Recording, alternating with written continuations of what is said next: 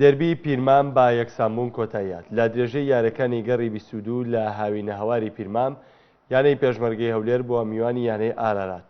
دەستپێکی نیوەی یەکەمی یاریەکە بە هێرشی پێشمەرگەکان دەستی پێکرد.